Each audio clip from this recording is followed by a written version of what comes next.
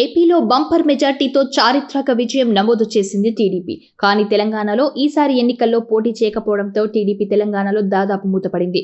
అయితే తన పార్టీని తెలంగాణలో లేకుండా చేసిన కేసీఆర్ కు రిటర్న్ గిఫ్ట్ ఇచ్చే ఆలోచనలో ఉన్నారట చంద్రబాబు. తిరిగి తన పార్టీకి పూర్వ వైభవం తీసుకురావడంతో పాటు కేసీఆర్ ను ఆయన పార్టీని నామరూపాలు చేయకుండా చేయాలని ప్రణాళికలు రచిస్తున్నట్లు సమాచారం. ఏపీలో పాలన కొంతవరకు గాడిలో పడిన మరుక్షణం తెలంగాణ రాజకీయాలపై చంద్రబాబు దృష్టి పెట్టనున్నారట. ఇందుకు పావుగా మొదట మాజీ మంత్రి మల్లారెడ్డిని వాడుకోనున్నట్లు తెలుస్తోంది. అయితే టీడీపీలో చేరడం ఇక్కడ మల్లారెడ్డికే అత్యవసరం కాబట్టే ఇది సాధ్యమవుతోందని తెలుస్తోంది. టీడీపీలోకి మల్లారెడ్డి ఎందుకు చేరాలి? ఆయనతో పాటు చాలా మంది బీఆర్ఎస్ ఎమ్మెల్యేలు కూడా చేరబోతున్నట్లు సమాచారం. దీనికి ముఖ్య కారణం మల్లారెడ్డి రాజకీయ వ్యూహమే అంటున్నారు. తెలంగాణలో అపారంగా ఉన్న తన ఆస్తుల్ని కాపాడుకోవాలంటే ఇది ఒక్కటే మార్గమని ఆయన ఆలోచిస్తున్నారట. ఇందుకోసం మేడ్చల్ నియోజకవర్గంలోని బీఆర్ఎస్ ముఖ్య నేతలతో రహస్య మీటింగ్ ఏర్పాటు చేసిన సమాలోచనలు జరిపారట. మల్లారెడ్డి టీడీపీలోకి వెళ్తే ఆయనతో పాటుగా మరికొందరు బీఆర్ఎస్ ఎమ్మెల్యేలు కూడా వెళ్తారని జోరుగా ప్రచారం జరుగుతుంది. వ్యాపారవేత్తగా ఉన్న మల్లారెడ్డి 2014లో రాజకీయ అరంగేట్రం చేసి తెలుగుదేశం నుంచి మల్కాజ్గిరి ఎంపీగా గెలిచి ఏడాదిన్నరకే బీఆర్ఎస్లో చేరారు. తర్వాత మేడ్చల్ ఎమ్మెల్యేగా గెలిచి కేసీఆర్ సర్కారులో ఇష్టారాజ్యంగా చక్రం తిప్పారు. పార్టీ మారిన టీడీపీ అధినేతతో చంద్రబాబు నాయుడుతో సత్సంబంధాలు కొనసాగిస్తున్నారంట ఆయన. 2024 శాసనసభ ఎన్నికల్లో బీఆర్ఎస్ ఓడిపోయిన మేడ్చల్ నియోజకవర్గం నుంచి మల్లారెడ్డి గెలిచారు. కాంగ్రెస్ పార్టీ అధికారంలోకి రాగానే ఆ పార్టీలోకి వెళ్లేందుకు మల్లారెడ్డి, ఆయన అల్లుడు మల్కాజ్గిరి ఎమ్మెల్యే మర్రి రాజశేఖర్ రెడ్డి విశ్వ ప్రయత్నాలు చేశారు. కర్ణాటక వెళ్లి డిప్యూటీ సీఎం డీకే శివకుమార్తో రాయబారాలు నడిపారని సమాచారం.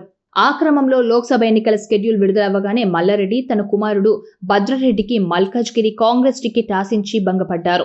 ఇక చేసేది ఏం లేక బీఆర్ఎస్ లోనే కొనసాగుతున్నానని స్టేట్మెంట్లు ఇచ్చి సైలెంట్ అయ్యారు. మొదట నుండి మల్లారెడ్డి ఇంజనీరింగ్ కాలేజ్లో అక్రమాలు జరుగుతున్నాయని విమర్శలుండేవి.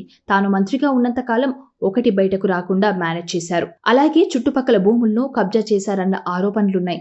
అధికారం కోల్పోయిన వెంటనే మల్లారెడ్డి అక్రమాలన్నీ ఒక్కొక్కటిగా బయటకు వస్తూ ఉండటంతో వాటిని కప్పిపుచ్చుకునేందుకు నానా తంటాలు పడుతున్నారు మల్లారెడ్డి. ఇలాంటి సమయంలో మరెన్నో అక్రమాలు బయటకు వచ్చే అవకాశం ఉండటంతో అటు కాంగ్రెస్ పార్టీలో చేరేందుకు అవకాశం లేక, ఇటు బీజేపీలోకి పోలేక ఆంధ్రప్రదేశ్ రాష్ట్రంలో తెలుగుదేశం పార్టీ అధికారంలోకి రాగానే టీటీడీపీలో చేరి పార్టీ అధ్యక్ష పదవి చేపట్టాలని చూస్తున్నారట. సీఎంగా చంద్రబాబు నాయుడు ప్రమాణ స్వీకారమైన తర్వాత మల్లారెడ్డి ఆయన అపాయింట్మెంట్ అడిగేందుకు సిద్ధమయ్యారట. ఒకవేళ చంద్రబాబు నాయుడు కరుణించి మల్లారెడ్డి తెలంగాణ టీడీపీలోకి వెళ్తే ఆయనతో పాటు మరికొందరు బీఆర్ఎస్ ఎమ్మెల్యేలు కూడా సైకిల్ సవారీకి రెడీగా ఉన్నట్లు గట్టిగానే వినిపిస్తున్నాయి. తన ఆస్తులను కాపాడుకునేందుకే మల్లారెడ్డి టీటీడీపీలోకి వెళ్తున్నారని జోరుగా ప్రచారం సాగుతోంది. ఎన్డీఏ కూటమిలో చంద్రబాబు నాయుడు కీలకంగా ఉండటంతో టీడీపీలోకి వెళ్తే తన ఆస్తులకు ఎటువంటి హామీ ఉండదని మల్లారెడ్డి లెక్కలు వేసుకుంటున్నారట. ఏ ఎండకి ఆ గొడుగు పట్టడం ఆయనకు అలవాటేగా. ఇదే అదునుగా చంద్రబాబు తెలుగుదేశం పార్టీని మరోసారి తెలంగాణలో విస్తరించేందుకు ప్రణాళికలు రూపొందిస్తున్నారట. అలా కేసీఆర్ కు రిటర్న్ గిఫ్ట్ ఇచ్చేందుకు బాబు సిద్ధమయ్యాడట. ఇప్పటికే పీకల లోతు కష్టాల్లో ఉన్న కేసీఆర్ ఈ పరిస్థితిని ఎలా ఎదుర్కొంటారో చూడాలి.